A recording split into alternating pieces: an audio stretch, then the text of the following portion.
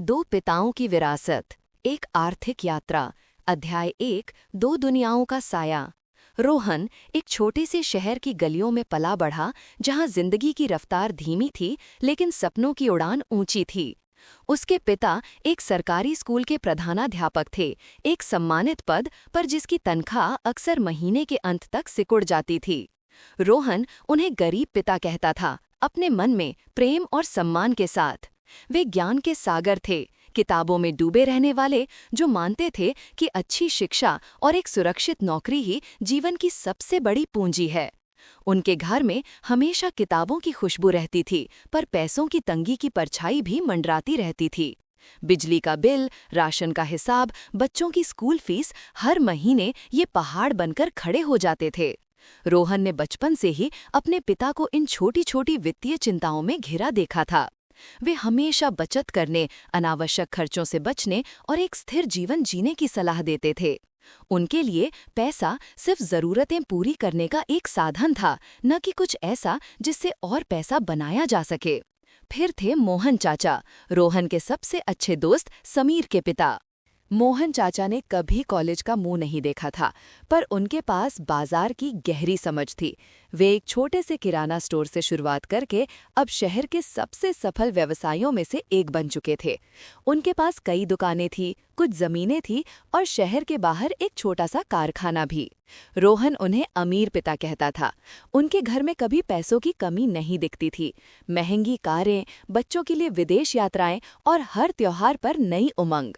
मोहन चाचा हमेशा कुछ नया करने की सोचते थे, जोखिम उठाते थे और अपने पैसों को काम पर लगाने में विश्वास रखते थे। वे कहते थे, पैसा तुम्हारे लिए काम करना चाहिए, न कि तुम पैसे के लिए। ये बात रोहन के दिमाग में घर कर गई थी, एक ऐसा बीज जो वक्त के साथ एक विशाल वृक्ष बनने वाला था। रोहन अक्सर अपने पिता की आर्थिक असुरक्षा और मोहन चाचा की वित्तीय आज़ादी के बीच के अंतर को देखकर चकित रह जाता था। उसके पिता हमेशा कहते थे, बेटा खूब पढ़ो, अच्छी नौकरी पाओ और जिंदगी भर सुरक्षित रहो, जबकि मोहन चाचा की बातें कुछ और थीं।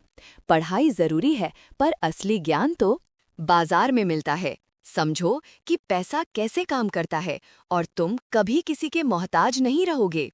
इन दो बिल्कुल विपरीत विचारों के बीच रोहन का मन हमेशा झूलता रहता था। वो अपने पिता की ईमानदारी और ज्ञान का सम्मान करता था, पर मोहन चचा की वित्तीय समझदारी उसे एक अलग राह दिखा रही थी।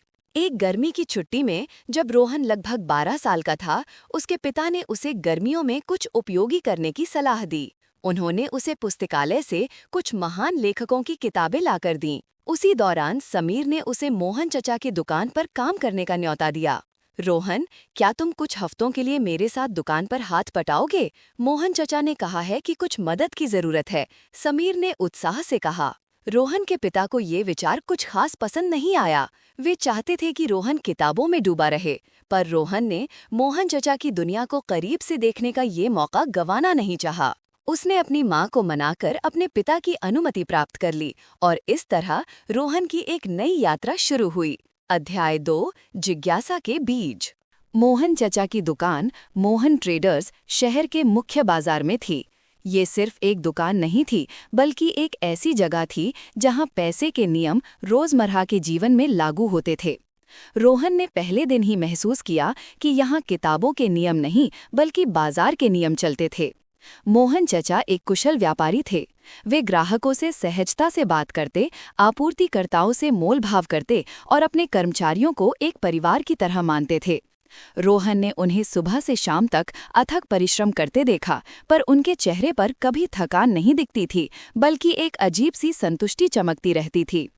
मोहन चचा ने रोहन को छोटे छोटे काम सौंपे, माल की गिनती करना, स्टॉक व्यवस्थित करना, ग्राहकों को सामान पैक करके देना। रोहन ने शुरू में इसे एक खेल समझा, पर जल्द ही उसे इसमें एक पैटर्न दिखने लगा। उसने देखा कि कुछ सामान तेजी से बिकते थे, जबकि कुछ महीनों तक धूल भागते रहते थे। उसने ये भी देखा कि मोहन चाचा कभी-कभी घाटे में भी सामान बेच देते थे, अगर उन्हें लगता था कि इससे ग्राहक वापस आएगा या कोई नया ग्राहक जुड़ेगा। ये उसके पिता की एक एक पैसा बचाओ की सीख से बिल्कुल अलग था। एक शाम जब दुकान बंद होने वाली थी, रोहन ने मोहन चाचा से पूछा, चाचा, आप कभी कभी इतना सस्ता सामान क्यों बेचते हैं? इससे तो नुकसान होता है ना? मोहन चाचा ने मुस्कुराकर उसकी ओर देखा। नुकसान नहीं रोहन, इसे निवेश कहते हैं। कभी कभी हमें थोड़ा खोना पड़ता है ताकि भविष्य में ज्यादा पाया जा सके। ये ग्राहक बनाने का निवेश है। लोग यहाँ आते हैं, उन्हें अच्छा अनुभव मिलता है और वे वापस आते हैं। ये हमारे लिए एक संपत्ति है जो हमारे खाते में पैसा लाती है। रोहन को ये बात थोड़ी उलझी हुई लगी। उसके पिता के लिए संपत्ति का मतलब जमीन, घर या बैंक बैलेंस था, पर मोहन चाचा एक ग्राहक अनुभव को संपत्ति कह रहे थे। मोहन चाचा ने रोहन की जिज्ञासा को भांप लिया था। उन्होंने देखा कि इस बच्चे में सीखने की ललक है जो सिर्फ किताबी ज्ञान से परे है। उन्होंने रोहन को अपनी दुकान के बही खातों का एक सरलीकृत संस्करण दिखाया। देखो रोहन, ये हमारा आय व्यय का हिसाब है। यहाँ से पैसा आता है यानी बिक्री, और यहाँ पैसा जाता है यानी खर्च। अब संपत्ति वो होती है जो तुम्हारी जेब में पैसा डाले। ये तुम्हारी दुकान हो सकती है तुम्हारे किराए पर दिए गए घर हो सकते हैं, या वो शेयर जो तुम खरीदते हो और जिनसे तुम्हें लाभांश मिलता है।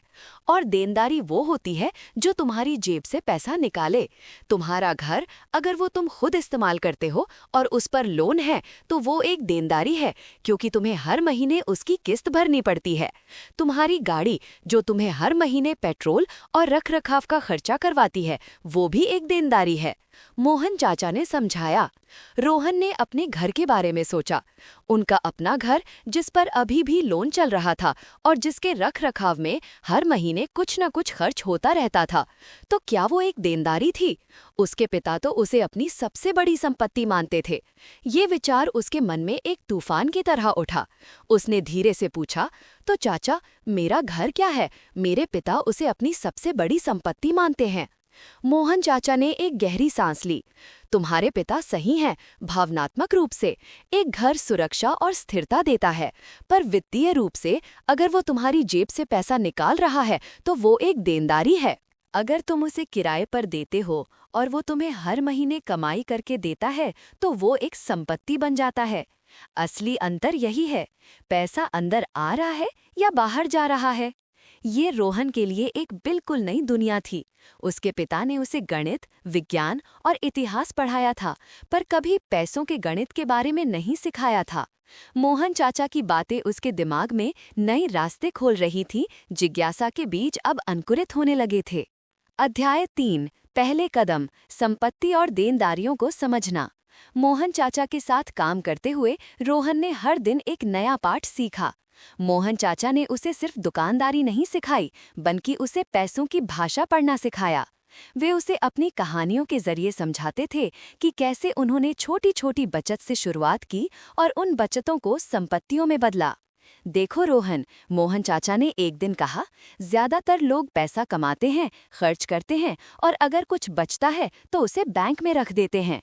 वे कभी नहीं सोचते कि उस पैसे से और पैसा कैसे बनाया जाए। मेरे गरीब पिता, मेरे अपने पिता जो 1 लाख थे, हमेशा यही करते थे।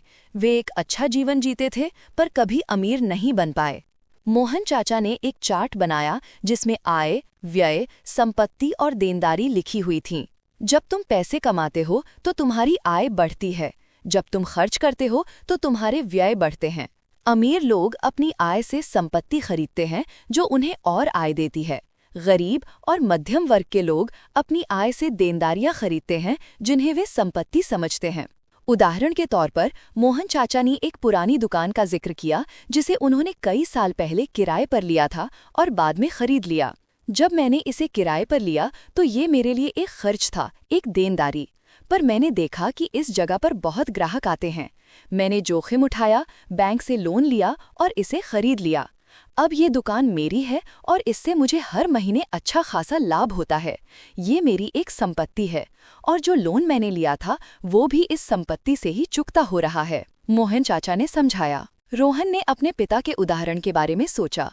उनके पिता ने जीवन बीमा में निवेश किया था, बच्चों की शिक्षा के लिए फंड बनाया था और कुछ सरकारी बॉन्ड भी खरीदे थे। क्या वे संपत्तियां थीं? मोहन चाचा ने कहा, हाँ, वे संपत्तियां हैं, पर वे सीधे तुम्हारी जेब में पैसा नहीं डालती। वे तुम्हारी बचत को सुरक्षित रखती हैं और भविष्य की ज़रूरतों के लिए तैयार करती हैं। ये अच्छी चीजें हैं, पर वित्तीय आजादी के लिए तुम्हें ऐसी संपत्तियां चाहिए जो तुम्हें नियमित आय दें, जैसे किराए की संपत्ति, लाभांश वाले शेयर या एक सफल व्यवसाय। मोहन चचा ने रोहन को स्टॉक मार्केट के बारे में भी बताया कि कैसे शेयरों में निवेश करके कंपनियां तुम्हें अपनी कमाई का हिस्सा देती हैं। एक दिन मोहन चचा ने रोहन को एक पुरानी साइकिल मरम्मत करने का काम दिया। ये साइकिल खराब है रोहन, इसे ठीक करो और देखो कि क्या तुम इसे बेच सकते हो। जो भी मुनाफा होगा वो तुम्हारा। रोहन ने उत्साह से ये काम संभाला। उसने कुछ औजार खरीदे जो उसके लिए खर्च थे, घंटों मेहनत की और साइकिल को ठीक कर दिया। फिर उसने उसे समीर के एक दोस्त को थोड़ा मुनाफा लेकर बेच दिया। ये उसका पहला व्यवसाय था। उसने महसूस किया कि पैसे को काम पर लगाने का मतलब सिर्फ बड़ी चीजें खरीदना नहीं, बल्कि छोटी चीजों से भी शुरुआत करना हो सकता है। ये अनुभव उसके लिए बहुत मूल्यवान था। रोहन ने अपने पिता को ये कहानी सुनाई, पर वे बहुत प्रभावित नहीं हुए। रोहन, ये सब छोटी मोटी चीजें हैं, तुम्हें अपनी पढ़ाई पर ध्यान देना चाहिए। सुरक्षित भविष्य के लिए एक अच्छी डिग्री और एक सरकारी नौकरी ही सबसे महत्वपूर्ण है। रोहन को अपने पिता की बात गलत नहीं लगती थी, पर उसे ये भी महसूस होता था कि ये अधूरी सच्चाई है। उसके पिता की दुनिया सुरक्षा पर केंद्रित थी, जबकि मोहन चचा की दुनिया आज़ादी पर। अध्याय 4, कक्षा से परे। हाई स्कूल पूरा करने के बाद रोहन को कॉलेज जाने का समय आ गया था। उसके पिता चाहते थे कि वो इंजीनियरिंग या डॉक्टरी करे, सुरक्षित और प्रतिष्ठित पेशे। लेकिन रोहन का मन कुछ और चाहता था। उसने मोहन चचा के साथ बिताए गए दिन नहीं भूले थे। उसने महसूस किया था कि वो पैसों की दुनिया को और गहराई से समझना चाहता है। उसने कॉमर्स स्ट्रीम को चुना, जिससे उसके पिता कुछ हद तक नाराज हुए, पर रोहन अपनी धुन का पक्का था। कॉलेज में रहते हुए भी रोहन ने अपने ज्ञान को सिर्फ किताबी नहीं रखा। उसने मोहन चाचा की सलाह पर कुछ छोटी छोटी बचत से शेयर बाजार में निवेश करना शुरू किया। उसने बाजार की खबरों को पढ़ना शुरू किया, कंपनियों के बारे में रिसर्च की और धीरे धीरे संपत्ति बनाने की कला को सीखने लगा। शुरुआत में उसे कुछ घाटा भी हुआ, जिससे उसके पिता ने फिर से उसे टोका। देखा, मैंने कहा था ना, ये सब जोखिम भरे काम हैं, पढ़ाई पर ध्यान दो। पर मोहन चाचा ने उसे समझाया, नुकसान भी सीखने का एक हिस्सा है रोहन। महत्वपूर्ण यह है कि तुम अपनी गलतियों से सीखो और आगे बढ़ो। इस मार्गदर्शन ने रोहन को कभी हार न मानने की प्रेरणा दी। रोहन ने अपने कुछ दोस्तों के साथ मिलकर एक छोटा सा ऑनलाइन बिजनेस शुरू किया। वे स्थानीय कारीगरों द्वारा बनाए गए हस्तशिल्प उत्पादों को ऑनलाइन बेचते थे। यह एक संपत्ति बनाने का प्रयास था, जहां वे अपने समय और कौशल का निवेश कर रहे थे, ताकि एक ऐसी प्रणाली बना सकें जो उनके लिए पैसा कमाए। इस प्रक्रिया में उन्हें कई चुनौतियों का सामना करना पड़ा। उत्पाद ढूंढना, वेबसाइट बनाना, मार्केटिंग करना और ग्राहकों को संभालना। कई बार तो ऐसा लगता था कि वे सब कुछ छोड़ देंगे, पर मोहन चाचा के शब्द हमेशा उसके कानों में गूंजते थे। हार मत मानो, हर समस्या एक अवसर है। एक दिन उनके ऑनलाइन स्टोर को एक बड़ा ऑर्डर मिला, जिससे उन्हें अच्छा मुनाफा हुआ। ये उनके लिए एक बड़ी जीत थी। ये जीत सिर्फ पैसों की नहीं थी, बल्कि इस बात की थी कि उन्होंने एक विचार को हकीकत में बदला था। उन्होंने अपनी मेहनत और सूझबूझ से एक ऐसी संपत्ति का निर्माण किया था जो अब उनके लिए पैसा कमा रही थी। ये उनके अमीर पिता की शिक्षा का जीवंत प्रमाण था। अध्याय 5, अग्नि परीक्षा। कॉलेज के बाद रोहन को एक प्रतिष्ठित मल्टीनेशनल कंपनी में अच्छी नौकरी मिल गई। उसके पिता को उस पर बहुत गर्व था। वे सोचते थे कि अब रोहन का जीवन सुरक्षित हो गया है। रोहन को भी लगा कि उसने अपने पिता के सपनों को पूरा कर दिया है, पर उसके अंदर मोहन चाचा की शिक्षाएं अभी भी जीवित थीं। वो जानता था कि एक अच्छी नौकरी भी एक तरह की देनदारी बन सकती है, अगर तुम पूरी तरह से उस पर निर्भर हो जाओ और अपनी वित्तीय आज़ादी के लिए कुछ न करो। उसने नौकरी के साथ साथ अपने ऑनलाइन बिजनेस को भी जारी रखा और अपनी कमाई का एक हिस्सा अचल संपत्ति और शेयर बाजार में निवेश करता रहा। उसने एक छोटा सा अपार्टमेंट खरीदा और उसे किराए पर दे दिया, जिससे उसे हर महीने एक निश्चित आय मिलती थी। ये उसके लिए एक संपत्ति थी। एक दिन कंपनी ने अचानक छंटनी की घोषणा कर दी। रोहन उन कर्मचारियों में से एक था जिन्हें अपनी नौकरी गंवानी पड़ी। ये उसके लिए एक बड़ा झटका था। उसके पिता बहुत चिंतित हुए। मैंने कहा था ना, सरकारी नौकरी ही सुरक्षित होती है, अब क्या होगा? रोहन खुद भी थोड़ा घबराया, पर उसके मन में एक अजीब सी शांति भी थी। उसके पास अपना ऑनलाइन बिजनेस था, उसके पास किराए का अपार्टमेंट था और शेयर बाजार में उसके निवेश थे जो उसे नियमित आय दे रहे थे। वो जानता था कि ये दुनिया का अंत नहीं है, ये उसके जीवन की सबसे बड़ी अग्नि परीक्षा थी। क्या वो अपने पिता की सलाह मानकर तुरंत एक और सुरक्षित नौकरी की तलाश करेगा, या वो मोहन चाचा की सीख पर चलेगा और अपनी संपत्तियों को बढ़ाने पर ध्यान देगा? रोहन ने दूसरा रास्ता चुना। उसने अपनी बचत और आय को अपने ऑनलाइन बिजनेस में लगाया, उसे और बढ़ाया। उसने एक टीम बनाई, नए उत्पादों को जोड़ा और अपने ब्रांड को मजबूत किया। शुरुआती कुछ महीने बहुत मुश्किल थे, पर उसने हार नहीं मानी। उसने रात दिन मेहनत की, नई रणनीतियां अपनाई और हर चुनौती का सामना किया। उसके पिता को ये सब बहुत जोखिम भरा लगता था। वे उसे बार बार नौकरी खोजने के लिए कहते थे, पर रोहन ने विनम्रता से इनकार कर दिया। वो अपनी राह पर अडिग था। ये उसके लिए सिर्फ पैसे कमाने की बात नहीं थी, बल्कि अपनी वित्तीय समझदारी और आंतरिक शक्ति का प्रमाण देने की बात थी। अध्याय 6, ज्ञान की फसल। 2 साल बाद रोहन का ऑनलाइन बिजनेस शहर के सबसे सफल स्टार्टअप्स में से एक बन गया। उसके पास अब सिर्फ एक नहीं, बल्कि कई संपत्तियां थीं। उसका व्यवसाय, किराए की कई संपत्तियां और शेयर बाजार में उसका मजबूत पोर्टफोलियो। उसकी वित्तीय आज़ादी अब एक सपना नहीं, बल्कि एक हकीकत थी। उसे अब किसी नौकरी की जरूरत नहीं थी, क्योंकि उसका पैसा उसके लिए काम कर रहा था। एक शाम रोहन अपने पिता और मोहन चचा के साथ बैठा था। उसके पिता, जो हमेशा चिंतित रहते थे, अब एक अजीब सी शांति महसूस कर रहे थे। उन्होंने देखा था कि कैसे रोहन ने अकेले दम पर, सिर्फ अपनी समझदारी और हिम्मत के दम पर, एक संकट को अवसर में बदल दिया था। रोहन, उसके पिता ने नम आंखों से कहा, मैं हमेशा सोचता था कि अच्छी शिक्षा और सरकारी नौकरी ही सब कुछ है, पर तुमने मुझे सिखाया कि जिंदगी में कुछ और भी है। तुमने मोहन के सिद्धांतों को अपनाया और अपनी एक अलग राह बनाई। मुझे तुम पर बहुत गर्व है। रोहन ने मुस्कुराकर अपने पिता का हाथ थामा। उसने देखा कि उसके गरीब पिता ने भी अब संपत्ति और देनदारी के पाठ को भावनात्मक रूप से समझ लिया था। मोहन चाचा ने रोहन के कंधे पर हाथ रखा। मैंने हमेशा कहा था कि तुम में वो चिंगारी है रोहन। तुमने सिर्फ पैसे नहीं कमाए, तुमने अपनी आज़ादी जीती है। रोहन ने उन्हें धन्यवाद दिया। रोहन ने अपने पिता से कहा, पिताजी, आपकी शिक्षा ने मुझे ईमानदारी, नैतिकता और मेहनत करना सिखाया। ये अमूल्य है। और मोहन चाचा ने मुझे ये सिखाया कि कैसे अपनी मेहनत को वित्तीय आज़ादी में बदला जाए। मैं दोनों पिताओं की विरासत का आभारी हूँ। रोहन ने महसूस किया कि गरीब पिता और अमीर पिता दोनों ने उसे जीवन के महत्वपूर्ण पाठ पढ़ाए थे। एक तो उसने उसे अच्छे इंसान का रास्ता दिखाया, तो दूसरे ने उसे वित्तीय आज़ादी का मार्ग। और इन दोनों के मेल से ही उसकी जिंदगी की पूरी तस्वीर बनी थी। उसने न केवल आर्थिक रूप से, बल्कि व्यक्तिगत रूप से भी बहुत कुछ सीखा था। मुश्किलों का सामना करना, जोखिम उठाना और अपनी आंतरिक शक्ति पर विश्वास करना। उसकी कहानी सिर्फ पैसे बनाने की नहीं थी, बल्कि एक ऐसे लड़के की थी जिसने 2 विपरीत फिलॉसफी से सीखकर अपने जीवन को एक नई दिशा दी और एक सशक्त, स्वतंत्र व्यक्ति के रूप में उभरा। जीवन में सच्ची वित्तीय आज़ादी और व्यक्तिगत सशक्तिकरण के लिए केवल आय अर्जित करना पर्याप्त नहीं है, बल्कि ये समझना भी आवश्यक है कि संपत्तियां जो आपकी जेब में पैसा डालें कैसे निर्मित करें, और देनदारियां जो आपकी जेब से पैसा निकालें से कैसे बचें।